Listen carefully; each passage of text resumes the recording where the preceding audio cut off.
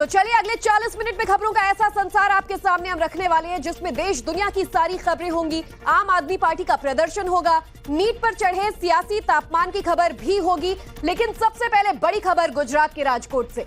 Delhi IGI airport के बाद अब राजकोट में भी एक ऐसा ही हादसा हुआ है। राजकोट हवाई अड्डा का हिस्सा गिर गया है। भारी बारिश से पिकअप एरिया की जो कैनोपी है वही गिर गई। आपको बता दें कि इस हादसे में किसी के हताहत होने की खबर नहीं है, लेकिन इस तरह की खबरें एक चेतावनी है, वार्निंग है। भीषण गर्मी के बाद पड़ रही अचानक बारिश में कई जगह पड़े जर्जर जो शेड होते हैं, जो कैनोपीज होती हैं, वो टूटती नजर आ रही है, जिससे उसके नीचे खड़े लोग या फिर पैसेंजर्स या गाड़ियां चोटिल हो जाती हैं, क्षतिग्रस्त हो जाती हैं। ऐसे में इससे पहले दिल्ली के आईजीआई टर्मिनल 1 का हादसा आपको याद होगा, जहां कैब ड्राइवर की मौत हो गई थी। और हूबहू ऐसा ही एक हादसा आज राजकोट एयरपोर्ट पर हुआ, जहां देखिए कैनोपी का एक हिस्सा टूटकर गिर गया। तो 3 दिन में इस तरह की ये तीसरी घटना है। एक दिन पहले ही दिल्ली के आईजीआई एयरपोर्ट के टर्मिनल 1 की छत गिर गई थी और इस हादसे में जानमाल का काफी नुकसान हुआ था। इससे एक दिन पहले यानी गुरुवार को जबलपुर में भी इसी तरह का हादसा सामने आया था। जबलपुर के डुमना एयरपोर्ट का शेड गुरुवार को एक ऑफिसर की गाड़ी पर गिर गया, जिससे कार की छत पूरी तरह चकनाचूर हो गई। तो 3 दिन 3 हादसे, 3 तस्वीरें आपके सामने टीवी स्क्रीन पर।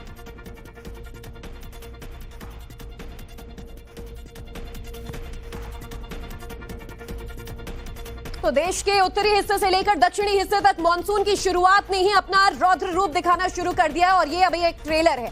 6 तस्वीरों के जरिए आफत किस कदर बरस रही है इसका अंदाजा आपको लगवाते हैं। दिल्ली में कल भारी बारिश हुई, लेकिन राजधानी के एम्स का ट्रॉमा सेंटर अब भी जलमग्न है और यहाँ पानी भर जाने की वजह से ऑपरेशन थिएटर को बंद करना पड़ा। सोचिए, मरीजों के लिए, ऑपरेशन होने वाले पेशेंट्स के लिए कितनी बड़ी यहाँ पर चुनौती होगी। वहीं यूपी के अयोध्या में जलभराव ने भक्तों की, लोगों की और सैलानियों की मुश्किलें बढ़ा दी हैं।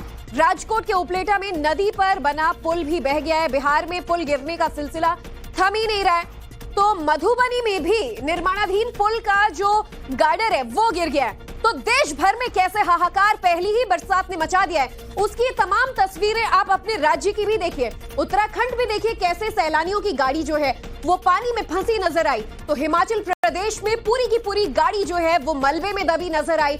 महाराष्ट्र में सड़क जो है वो सैलाब में तब्दील हो चुका है। तो मध्य प्रदेश में भी बरसात रुकने का नाम नहीं ले रही है और आफत की ये बारिश उत्तर प्रदेश के अयोध्या से लेकर दिल्ली, हरियाणा, राजस्थान हर जगह देखने को मिल रही है। राजस्थान के पाली में तो 2 दिन से बारिश ने नदियों में उफान ला दिया है और उफान में आई एक नदी में शख्स बह गया। कर्नाटक में समंदर की लहरें आफत बन गई हैं। हाई टाइड की वजह से एक घर बह गया और कई पेड़ उखड़ गए। वहीं उत्तर प्रदेश के पीलीभीत में भी मानसून की झमाझम बारिश देखने को मिली। पहली बरसात में सड़कें तालाब बनती नजर आई। बाजार और सरकारी दफ्तरों में पानी भर गया। पीलीभीत की तस्वीर आप देख रहे हैं, जहां पहली ही बरसात में नगर पालिका के जल भराव की तैयारियों की पोल खोल दी है और सिर्फ 2 घंटे की बारिश से ऐसे हालात है। सोचिए आप, 2 घंटे की बारिश से हुए जल भराव ने सड़कों को जाम कर दिया है। कहीं बाजार में दुकानों के अंदर बरसात का पानी घुस गया है, तो कहीं सरकारी दफ्तरों और बैंक में भी पानी भर गया है। लोगों का जनजीवन एक तरीके से पूरी तरह ठप पड़ गया है। पीलीभीत की चारों तस्वीरें आपको दिखा रहे हैं और सबसे हैरान करने वाली बात यह है कि ये कोई महीनों की मानसून के बाद के हालात नहीं है, ये 2 घंटे की बारिश के बाद की तस्वीरें आपके सामने हैं। वाटर लॉगिंग की समस्या ऐसी क्योंकि पानी की निकासी की तैयारी वक्त रहते न किए जाने पर अक्सर मानसून में इस तरीके के हालात देखने को मिलते हैं।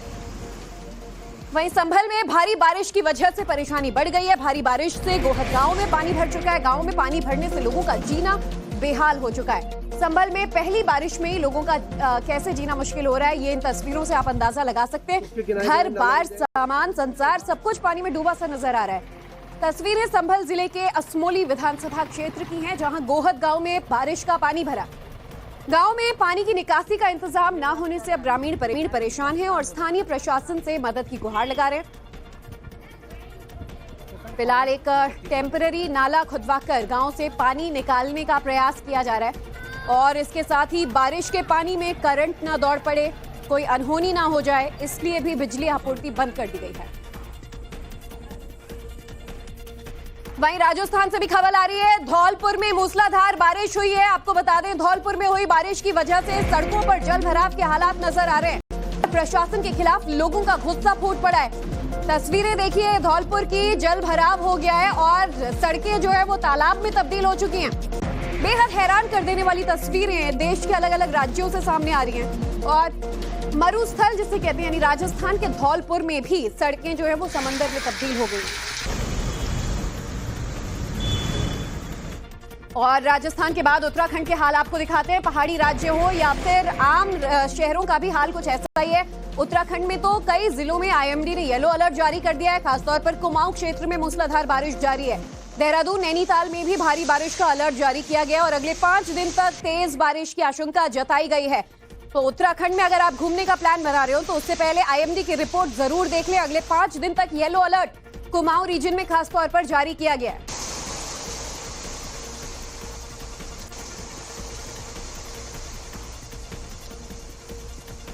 और अब आपको बताते हैं कि किन किन राज्यों में कब कब के लिए भारी बारिश का अलर्ट जारी किया गया है।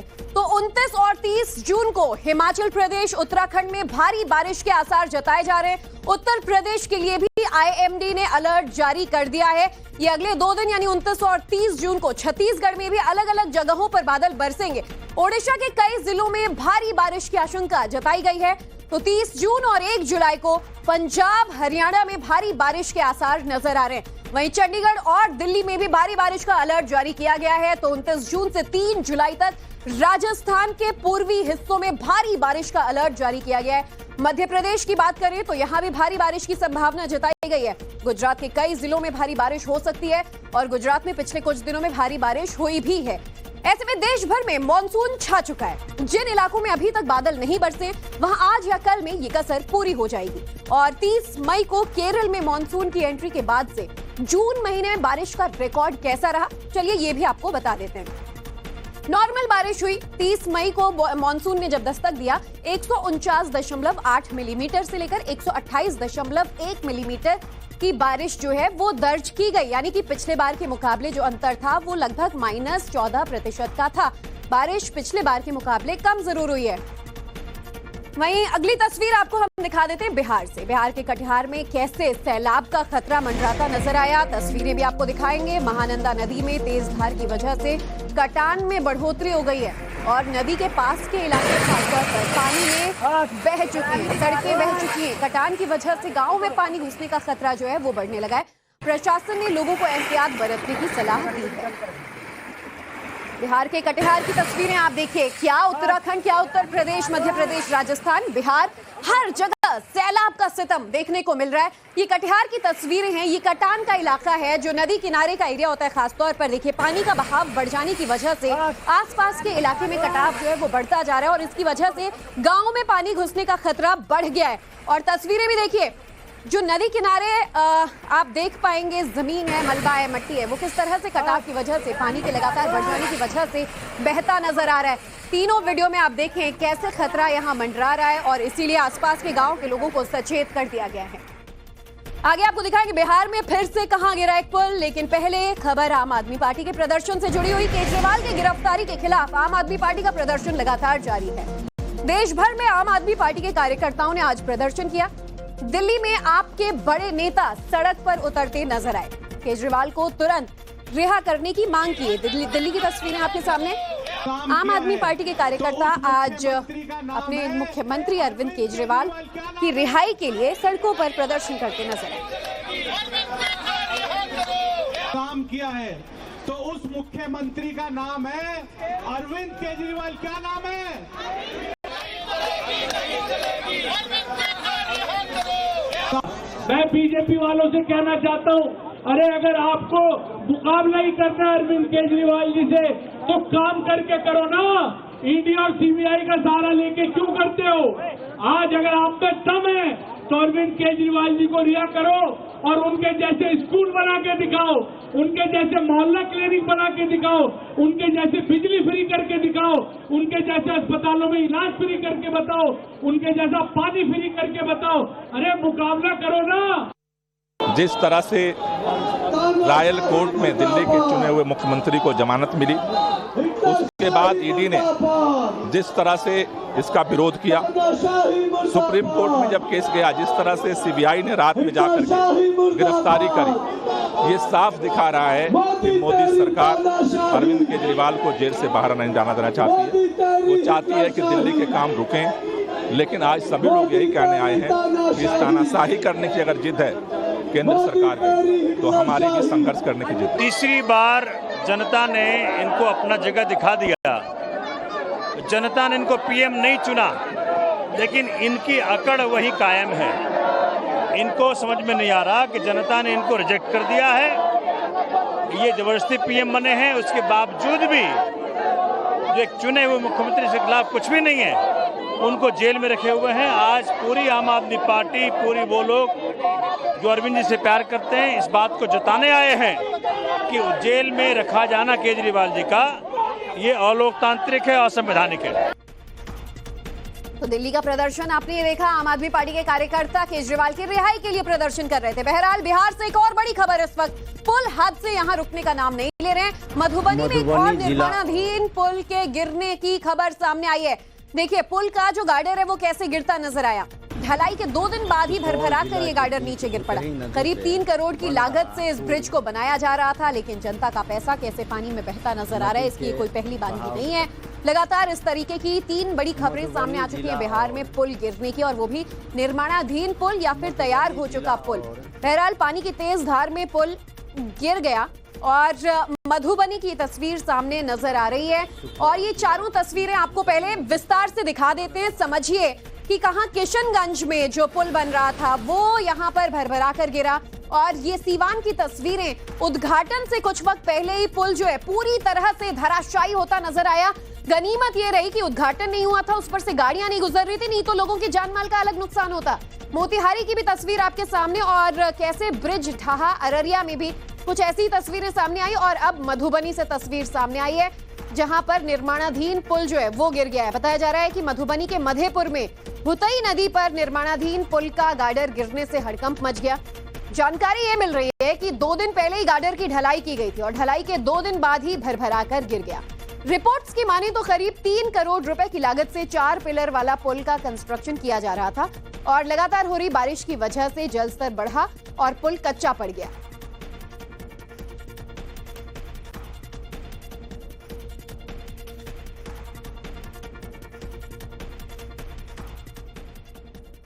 तो बिहार में पुलों के गिरने का सिलसिला लगातार जारी है और ये थम नहीं रहा है। बीते 10 दिनों में पुल गिरने की ये 5वीं घटना है। इससे पहले किशनगंज, मोतिहारी, सीवान और अररिया में पुल धराशायी हुए थे। ये हालात तब हैं जब बारिश हुई नहीं है। बारिश अगर आगे और ज्यादा तेज हो गई तो हालात क्या होंगे, ये सवाल हर किसी के जहन में है। वहीं पिछले 2 साल में बिहार में कहां और कितने पुल गिरे, चलिए इसका भी एक आंकड़ा आपके सामने पेश कर देते हैं।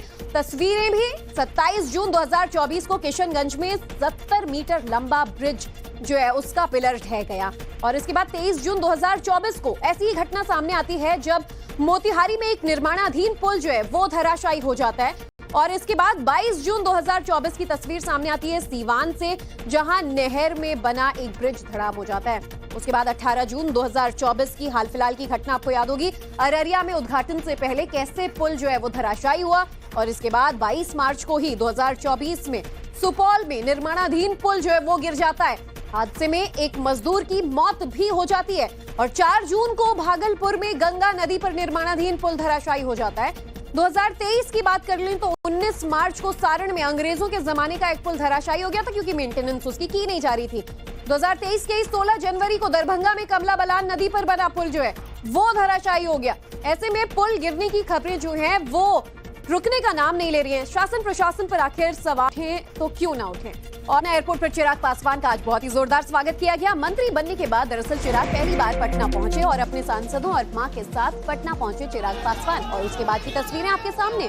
पटना एयरपोर्ट पर सैकड़ों की जनसंख्या में एलजेपी के कार्यकर्ता इकट्ठा हुए। केंद्रीय खाद्य उपभोक्ता मंत्री पद की शपथ लेने के बाद पहली बार चिराग अपने 5 सांसदों और अपनी मां के साथ पटना पहुंचे थे। पत्रकारों से बात करते हुए चिराग ने नीट मामले पर भी बोला। उन्होंने कहा कि नीट का मामला बहुत गंभीर है, इसमें सरकार सभी के हितों का ध्यान रखेगी। मुझे खुशी इस बात की है कि उनके भरोसे पे मैं मेरी पार्टी खरा उतरी कि हमारे तमाम कार्यकर्ताओं की मेहनत से वो पांचों की पांचों सीट हम लोग जीते भी। बिहार में फूड प्रोसेसिंग यूनिट्स का मैंने जिक्र किया कि अगर यहाँ पे प्रोसेसिंग यूनिट्स लगेंगे तो यहाँ के किसानों को ज़्यादा आमदनी मिलेगी, राज्य का राजस्व बढ़ेगा, युवाओं के लिए रोजगार के अवसर खुलेंगे। आने वाले दिनों में इस बात को सुनिश्चित किया जाएगा कि अपराधियों की धरपकड़ कर अपराध को नियंत्रित किया जाए, क्योंकि अपराध को कतई बर्दाश्त नहीं किया जा सकता। के बयान पर अब जबरदस्त बवाल मचा हुआ है। जयपुर में भारतीय आदिवासी पार्टी ने प्रदर्शन किया। भारत आदिवासी पार्टी के सांसद राजकुमार भी इस दौरान मौजूद रहे। आदिवासियों के डीएनए को लेकर दिया गया बयान, जिसके बाद जमकर हुआ बवाल। जयपुर में भारत आदिवासी पार्टी के सांसद राजकुमार रोत डीएनए जांच के लिए ब्लड सैंपल लेकर दिलावर के घर निकले, लेकिन पुलिस ने उन्हें रास्ते में रोक दिया। आपको बता दें, रोत के साथ उनके सैकड़ों समर्थक भी मौजूद थे। विरोध प्रदर्शन में गंगापुर से कांग्रेस विधायक रामकेश मीणा सहित कई आदिवासी नेता भी शामिल थे। इस दौरान दिलावर के खिलाफ जमकर नारेबाजी हुई। राजस्थान के शिक्षा मंत्री मदन दिलावर ने 21 जून को जयपुर में आदिवासियों को लेकर एक बयान दिया था, जहां उन्होंने कहा था जो आदिवासी खुद को हिंदू नहीं मानते उनका डीएनए टेस्ट करवा लेंगे कि उनका बाप कौन है। हालांकि बाद में दिलावर ने अपने बयान पर सफाई भी दी। मदन दिलावर जी को सैंपल पहुंचा रहे हैं। उन्होंने जिस तरह से बयान दिया है आदिवासी समुदाय को लेके, जिस तरह से पूरे समुदाय के डीएनए और उनके बाप की बात कही गई है, इस तरह से भद्दा बयान आज तक किसी भी मंत्री, किसी भी व्यक्ति ने किसी समुदाय के लिए नहीं बोला होगा। भाजपा स्वयं संज्ञान ले, ऐसे मंत्रियों को पद से हटाए, और नहीं हटाते तो आने वाले समय में आदिवासी इलाकों में ये भुगतना पड़ेगा। और ये बात आदिवासी समुदाय को लेकर नहीं है, इस क्षेत्र में रहने वाला प्रत्येक समुदाय के अंदर आक्रोश है। हमारी मांग ये है कि उन्होंने जो डीएनए टेस्ट की बात की है वो सैंपल देने के लिए हम लोग जा रहे हैं। पुलिस तो हमें बेवजह रोक रही है। पुलिस को हमारा रोकने का कोई औचित्य नहीं है, बेवजह हमको रोका जा रहा है। हमें क्यों नहीं जाने दे रहे? हमें जाने दिया जाए। बड़ी खबर अभी केजरीवाल से जुड़ी हुई आ रही है। केजरीवाल को अब 14 दिन की और न्यायिक हिरासत में सौंपा गया है। आपको बता दें, दिल्ली शराब घोटाले मामले में पहले से ही जेल में बंद दिल्ली के मुख्यमंत्री अरविंद केजरीवाल को राहत मिलती नजर नहीं आ रही है, और अब 14 दिन की न्यायिक हिरासत में भेजे गए हैं केजरीवाल, जहां पर उनसे पूछताछ होगी। शराब घोटाले को लेकर कई और पहलुओं पर सवाल जवाब किया जाएगा। राउज एवेन्यू कोर्ट ने न्यायिक हिरासत में अगले 14 दिन के लिए अरविंद केजरीवाल को भेज दिया है। बड़ी खबर केजरीवाल से जुड़ी हुई। केजरीवाल को फिलहाल कोई राहत मिलती नजर नहीं आ रही है, मुश्किलें और ज्यादा बढ़ गई हैं। इससे पहले सीबीआई ने भी उनकी गिरफ्तारी की थी, और अब 14 दिन की न्यायिक हिरासत में राउज एवेन्यू द्वारा भेजा गया है।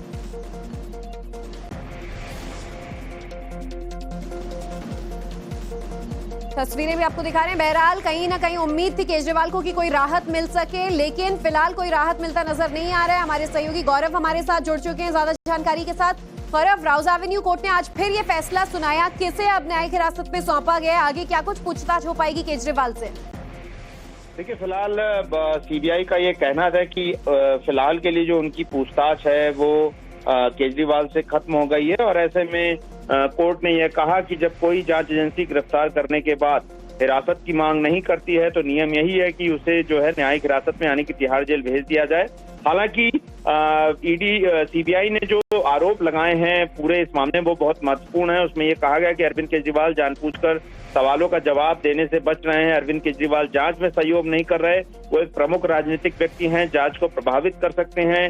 इसके अलावा केजरीवाल ये भी नहीं बता सके कि कोविड के दूसरी लहर के दौरान आखिर ऐसी क्या जल्दी थी कि जो शराब नीति है उसमें बदलाव किया गया। केजरीवाल और विजय नायर तमाम बैठकों में शामिल थे। तो ये तमाम सारी बातें हैं, लेकिन अभी जो जानकारी है 12 जुलाई को केजरीवाल, और 14 दिन की और न्यायिक हिरासत में अगर सीबीआई को सौंपा जाता है तो आगे क्या कुछ पूछताछ होगी, नजर बनाए रखिएगा गौरव। हम अपडेट्स आपसे लेते रहेंगे, शुक्रिया।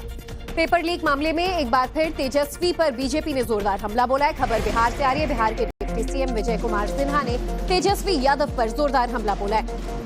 कहा है तेजस्वी छुपाने, भटकाने और बरगलाने का खेल बंद करें। तेजस्वी सिकंदर के साथ क्या संबंध है? प्रीतम और अनुराग यादव का तेजस्वी के साथ क्या संबंध है? ये तमाम नाम हैं जो नीट पेपर लीक मामले में सामने आए थे। विपक्ष सहयोग करे, छुपाने का, बरगलाने का, भटकाने का खेल बंद करे। नेता प्रतिपक्ष तेजस्वी यादव से तो हमने पूछा कि सिकंदर का, प्रीतम का आपके साथ क्या संबंध है, अनुराग यादव का, क्यों नहीं बता पाते हैं? क्यों बरगला रहे हैं? बड़ा हादसा हो गया है। हर की पैड़ी पर गंगा में बहती एक कार नजर आई और बरसाती नदी के पास पार्किंग में कार खड़ी थी। बरसाती नदी उफान पर आने की वजह से गंगा में ये कार बहती नजर आई और सोशल मीडिया पर अब वीडियो वायरल हो रहा है। और फिलहाल आप हरिद्वार की तस्वीरें देखेंगे और देखिए एक नहीं कई सारी कारें आपको बहती नजर आएंगी जरा अगर आप गौर फरमाएंगे तो। और बताया जा रहा है कि बरसाती नदी है, पानी का फ्लो ज्यादा हो गया था और इस वजह से यहाँ पर साइड में पार्किंग में खड़ी कारें जो हैं पानी के तेज वेग में की चपेट में आई और बहती नजर आई। आप ये देखिए पुल के नीचे से बह रही गंगा में किस कदर तमाम कारें जो है वो बहती नजर आ रही हैं। तो बार बार आपको नवभारत टाइम्स नाउ नवभारत भी सचेत कर रहा है कि बारिश के इस मौसम में अगर आप पहाड़ों का रुख कर रहे हैं तो सावधान रहें, सचेत रहें। हरिद्वार जहां से पहाड़ी इलाका हल्का हल्का शुरू होता ही है वहीं से देखिए हादसों की खबरें शुरू हो गई हैं। अब उम्मीद यही करते हैं कि कार में लोग मौजूद ना रहे हों क्योंकि पार्किंग के पास ये गाड़ियां खड़ी थी तो पानी के आवेग में कैसे समा गई और देखिए बहती हुई ये कारें चली गई मानो नदी में कोई खिलौना या टॉय कार बह रही हो। लेकिन ये उन लोगों की कार है जो यहाँ दर्शन पूजन या फिर घूमने के लिए पहुंचे रहे होंगे।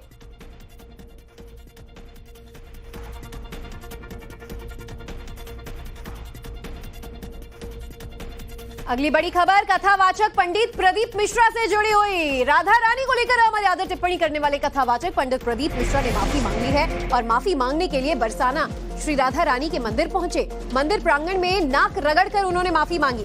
बता दें प्रदीप मिश्रा को लेकर ब्रजवासियों और संत समाज में काफी गुस्सा था। कई दिनों से उनके प्रति लोग विरोध कर रहे थे जिसके बाद आज पंडित प्रदीप मिश्रा ने माफी मांग ली। प्रदीप मिश्रा ने राधा रानी के मंदिर जाकर माफी मांगी और जैसा कि प्रेमानंद महाराज ने कहा था प्रदीप मिश्रा की भूल तभी माफ होगी जब वो परसाना पहुंचकर श्री जी के चरणों में गिरकर नाक रगड़कर माफी मांगे। आखिरकार इस विवाद को थामते हुए प्रदीप मिश्रा बरसाना पहुंचे और दंडवत प्रणाम कर क्षमा उन्होंने यहाँ पर याचना की है। तस्वीरें देखिए, राधा रानी पर अमर्यादित टिप्पणी के मामले में काफी ज्यादा संत समाज का उन्हें आक्रोश झेलना पड़ा था।